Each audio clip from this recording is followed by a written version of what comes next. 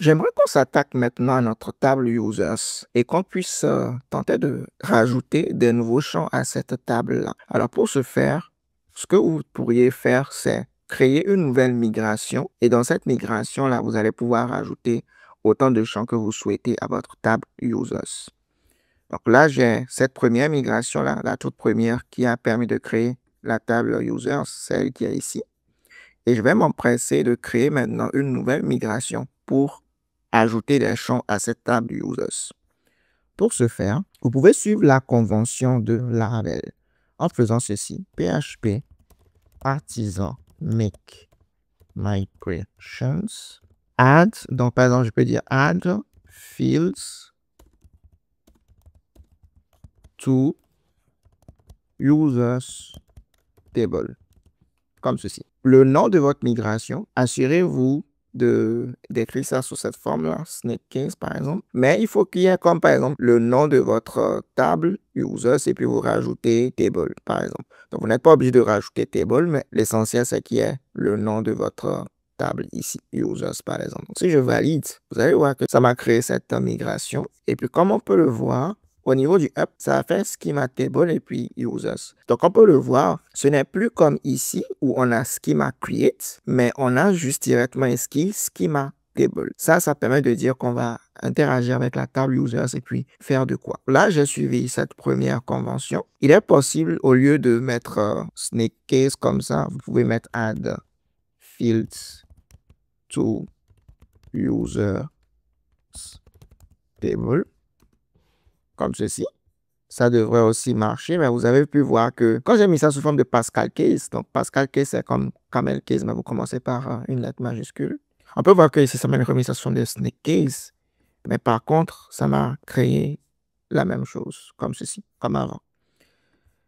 Je vais pourquoi pas vous montrer que si vous ne nommez pas bien votre migration, là, ça va faire du n'importe quoi. Donc, ça, je fais PHP artisan make migration. Et je fais par exemple add fields randomly. Donc, je mets du n'importe quoi là. Vous allez voir qu'il ne va pas détecter la table. Vous voyez, il n'a pas détecté la table. Parce que ça ne suit pas les conventions de Laravel.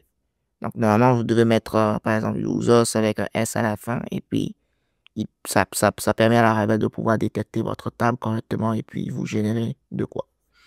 Maintenant, vous pouvez quand même donner un nom un peu bizarre à votre migration. Donc, par exemple, weird migration name. Mais si vous voulez, vous pouvez préciser la table pour laquelle vous voulez appliquer la migration en faisant - table users. Donc, même si le nom est bizarre, weird migration name, vous allez voir que même dans ce weird là, il a précisé que la table c'est users. Donc, libre à vous de suivre soit la convention de Laravel ou soit préciser avec - table puis le nom de votre table là pour préciser la table avec laquelle vous voulez travailler. Alors, moi, je vais supprimer tout ce qui est inutile. Donc, je vais supprimer jusqu'à ici. Et on va se concentrer sur cette migration-là. Maintenant, supposons que on souhaiterait rajouter le champ H à notre table users. On aimerait rajouter cette colonne H-là. Comment est-ce que vous pouvez faire? De la même manière que ici, on avait ce $table et puis string name. Donc, je peux copier ceci, venir ici coller comme ceci. En lieu place de name, déjà, je peux mettre ici et en lieu place de string, je peux mettre ici integer. Donc, pour dire un entier.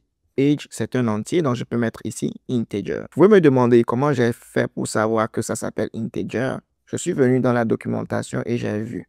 On est actuellement au niveau de la documentation de Laravel, au niveau de des migrations. Et voici par exemple les différents types que vous pouvez utiliser lorsque vous définissez vos champs dans votre table au niveau de votre migration. On peut voir qu'on a integer ici. Et puis ça permet de créer une colonne de type integer, donc un entier là au niveau de votre base de données. Si je souhaite maintenant rajouter le champ, par exemple, birthdate pour dire la date de naissance pour notre user, déjà je peux venir mettre ici birthdate par exemple, bien birthdate comme ça. Et il y a la possibilité d'utiliser date, donc date pour la date, ou datetime pour à la fois la date et puis l'heure.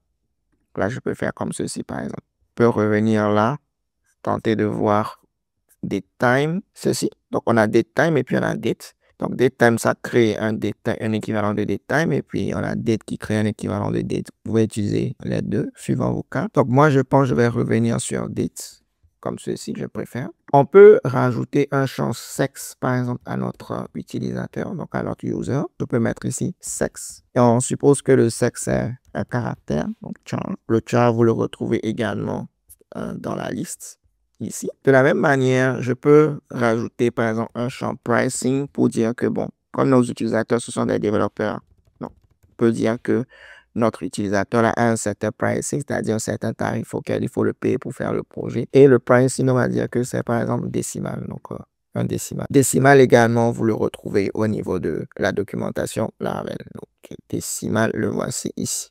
Donc, ça crée un décimal en base de données et puis vous pouvez préciser de quoi si vous souhaitez. Moi, je ne vais pas trop me fatiguer là. On a ceci, c'est déjà pas mal. Alors, je peux tenter de faire un migrate déjà pour voir ce que ça donne. On peut faire PHP artisan migrate statut et on sait que c'est cette migration là seulement qui doit être lancée. Donc, si je fais PHP artisan migrate maintenant, ça va me lancer la migration et je peux faire un PHP artisan DB et puis faire un point tables pour voir les tables. On a la table users. Je peux faire ensuite un pragma table info et placer ici users. Point virgule. Comme vous pouvez le voir, on a les champs age, birth date, sexe, pricing qui ont été bel et bien rajoutés. Pourquoi pas faire comme ceci et on fait un clear. De la même manière que nos champs ont été rajoutés, on peut, si l'on souhaite, renommer un de nos champs. Par exemple, si moi je ne veux pas avoir le champ sexe, je veux plutôt avoir le champ genre, on peut créer une nouvelle migration en faisant PHP artisan make migration. Toujours essayer de donner un nom significatif à vos migrations. On peut dire par exemple rename sex to gender in users table. Comme ceci, là, ça devrait me générer normalement une migration qui va me permettre de jouer avec ma table users. Donc, si je le lance, hop, voilà. On peut jouer avec la table users et je peux juste venir ici mettre dans la table et puis faire un rename colonne et je peux dire que je renomme la colonne sexe à la colonne gender. D'accord? Donc, on peut faire comme ceci également. Si je tente de lancer ma migration, PHP artisan migrate. Parfait. Je vais voir ma base de données, PHP artisan DB. Et puis faire un pragma table info users. Vous voyez que sexe a été changé en gender. D'accord, excellent. De la même manière, vous pouvez également supprimer un champ au niveau de votre table. Et pour ça, vous pouvez par exemple créer une nouvelle migration. Vous pouvez faire PHP artisan make migration. Et puis, je peux par exemple dire delete pricing field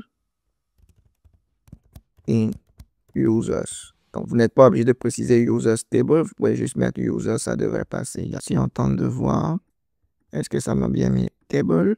Oui, comme vous pouvez le voir, vous n'êtes pas obligé de préciser table.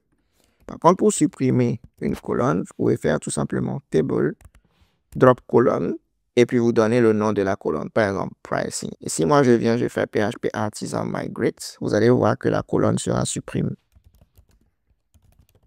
Oups. PHP artisan migrate. Voilà. Alors, je ne vais pas encore faire DB et tout là. Je peux directement venir au niveau de database SQLite. Et si on tente de voir users, on a name, email, created at, updated at, on a age, on a birth date, on a gender, mais on n'a plus pricing. Donc, pricing a été bel et bien supprimé.